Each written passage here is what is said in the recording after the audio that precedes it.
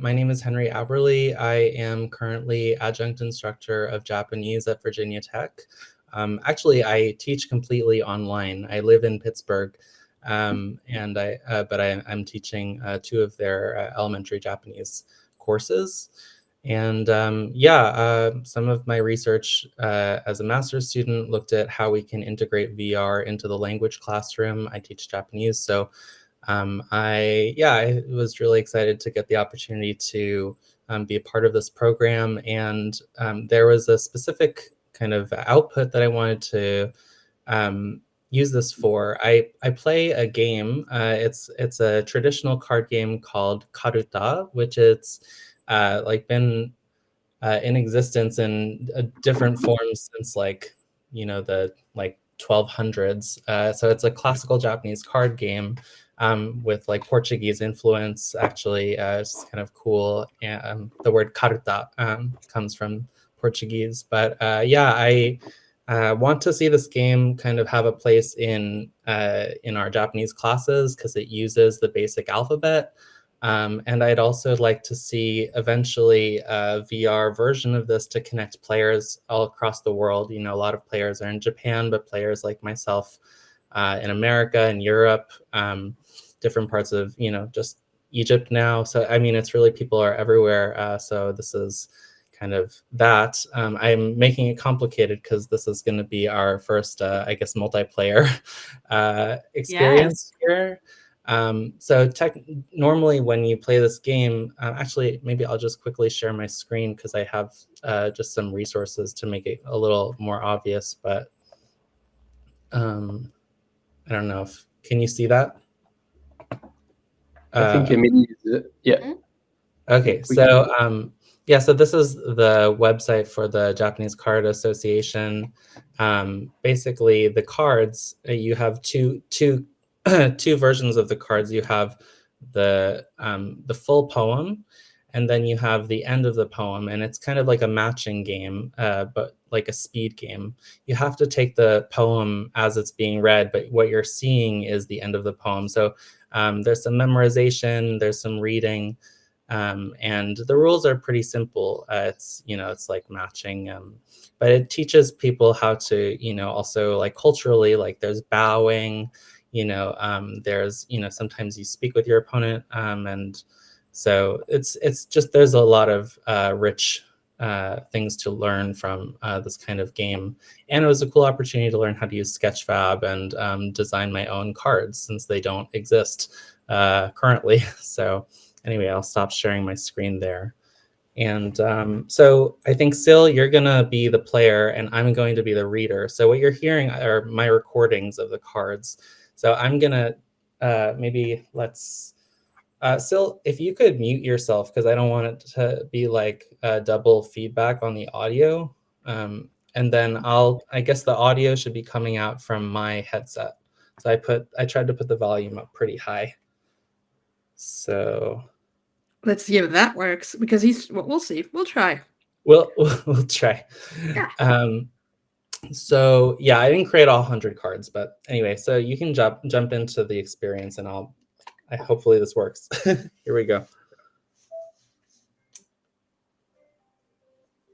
Right. Sylvain, you're muted if you're talking. Of course, you don't need to mute yourself. I'll mute you.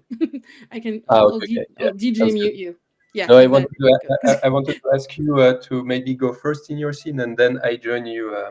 Okay. Yeah. I just got to the scene. So you're going into V3, right? Yes, V3. Okay. Cool. I will just reload. We'll see. We know how that multiplayer. Okay, I see a red dot. So far, so good. You're in there.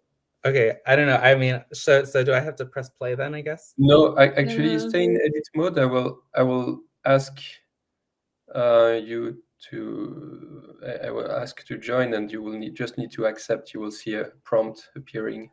Oh, okay.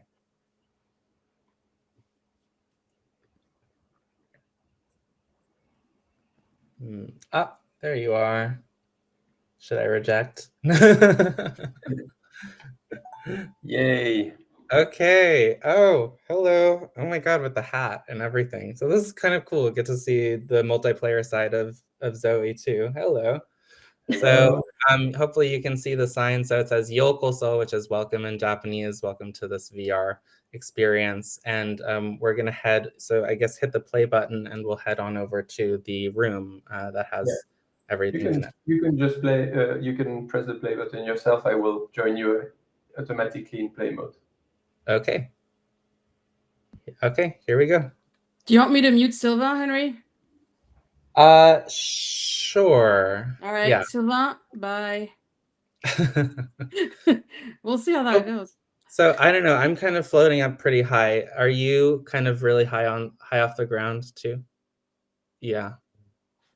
All right. So maybe. All right. We'll see if this works because I might need to just adjust the height and everything. But let me.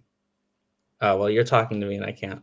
Okay. Well, I'll try and play the music and see what happens. So here we go. So I'm gonna hit the first card. So normally players are sitting on the tatami mats, and I put 3 cards out here. So each player has their own cards that are facing each other. But so there's a reader, they read from the 100 cards. So this is the first one.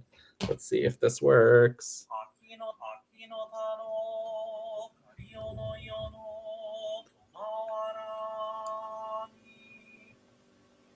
Okay. Oh, there we go.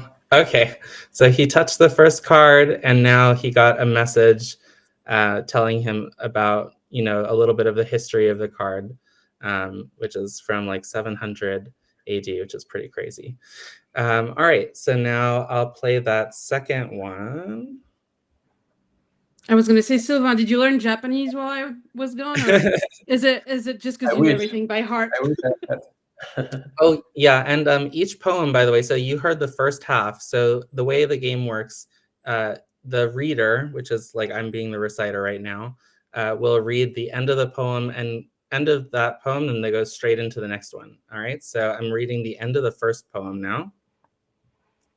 Read.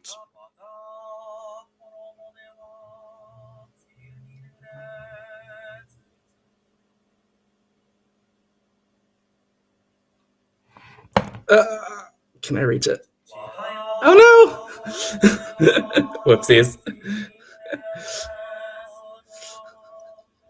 Okay, so unfortunately I touched two cards at the same time, but there you go. Yeah, sorry, the height is a little bit of a problem. Unfortunately, I tried to get it realistic. All right, but you get the idea here. So, and then for the last one, I just made it spin around a little bit, but that's essentially the game. So, yeah, I think this is just a really cool way to, connect people to learn about the game, use their hiragana, Japanese alphabet abilities, and hopefully connect players around the world. So that's it. Amazing. Thank you so much, Henry. And thank you for being brave enough to be our multiplayer guinea pig. I appreciate that. Yeah, what I did just before our playthrough, I went into the settings and I just put myself at a low height. So that's something that you can do to. Especially yeah, I wasn't sure if that would kind of ruin the whole thing for us, but great. Yeah, awesome. And it's not an exact science in the sense that sometimes it gets decentered and you have to quit and relaunch Zoe if you have height issues. But yeah, it's fun. I can't tell you how many times I've been just laying on the floor trying to play some of the